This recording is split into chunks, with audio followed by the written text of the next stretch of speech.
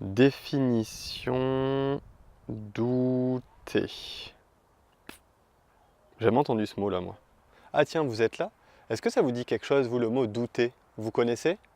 Bonjour les pilotes de vie, j'espère que vous allez bien. Aujourd'hui, nouvelle vidéo dans laquelle on va voir comment arrêter de douter. Donc en première partie de cette vidéo, on va voir comment arrêter de douter de soi.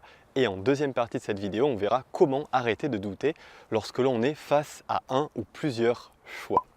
Et avant que l'on rentre dans le vif du sujet de cette vidéo, je vous informe que vous êtes désormais libre de télécharger mon cadeau. Et oui, je vous offre quelque chose, il s'agit d'un audio.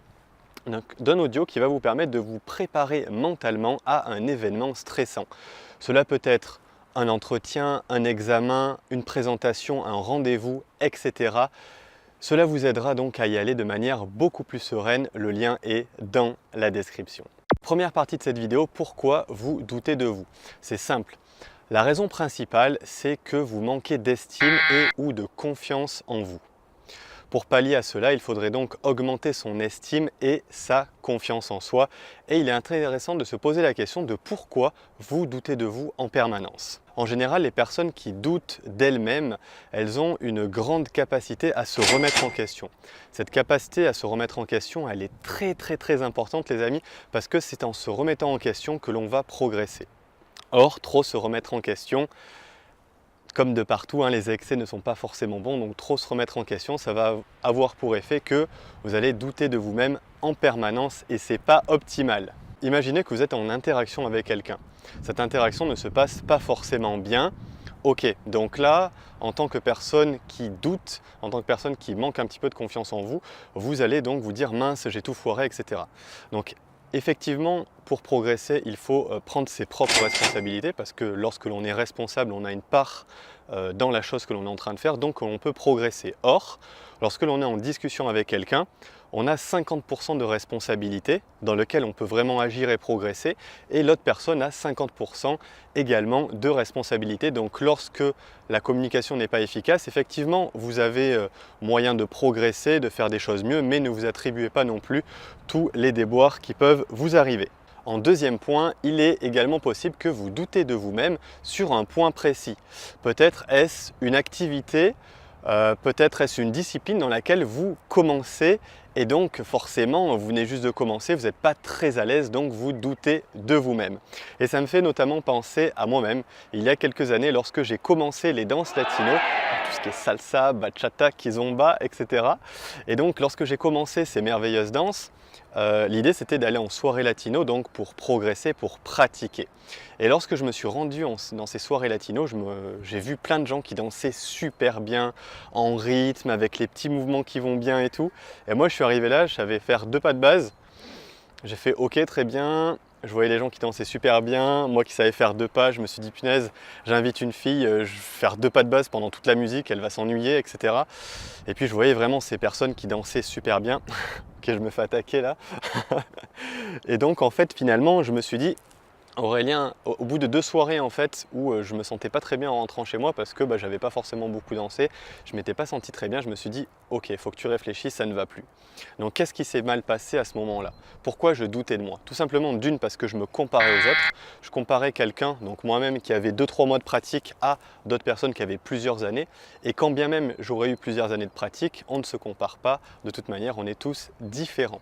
Et en parallèle de ça, j'étais dans ma tête, j'étais dans mes pensées, j'étais pas dans le moment présent.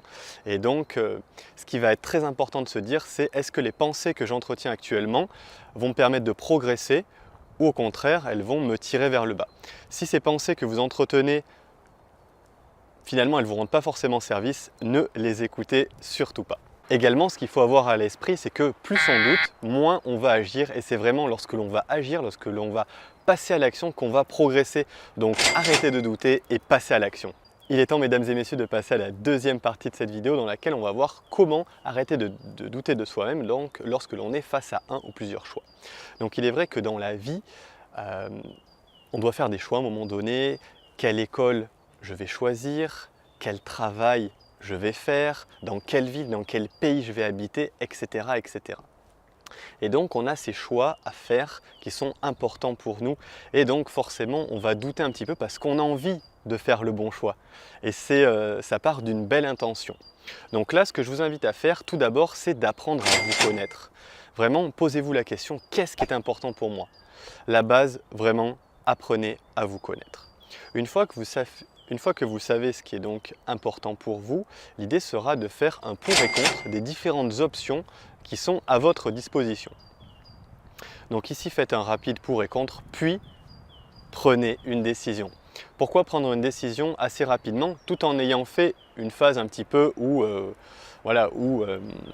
vous réfléchissez, parce que forcément on ne va pas se jeter sur la première décision directement, sinon ça ne serait pas très intéressant. Le fait de prendre une décision, ça va vous permettre de vous libérer. Oui, libérer votre mental, parce que lorsque vous devez prendre une décision importante pour vous, vous passez en fait du temps mental. Et ce temps mental, vous ne l'utilisez pas pour autre chose et du coup, vous n'êtes pas dans le moment présent et c'est ce qui est le plus important. Donc vraiment, apprenez à vous connaître, faites un rapide pour et contre des différentes options, prenez une décision et agissez. Il faut savoir que lorsque l'on agit, on a une chance sur deux de réussir.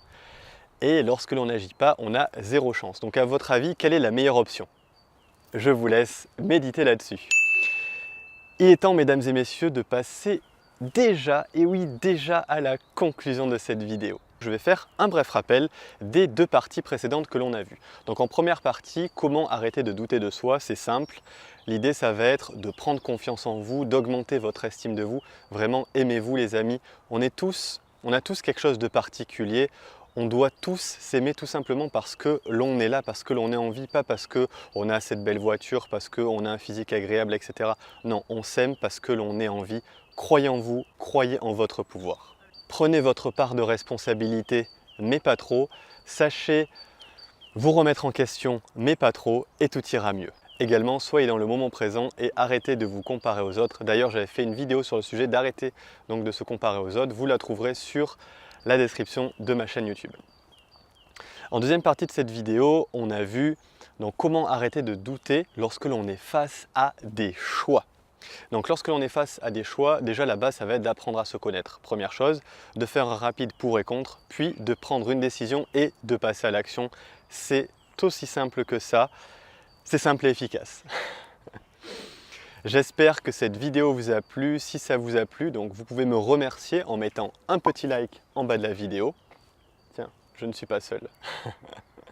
Également, vous êtes libre de la commenter. Je sortirai ma plus belle plume pour vous répondre. Également, vous êtes libre de vous abonner à cette chaîne YouTube.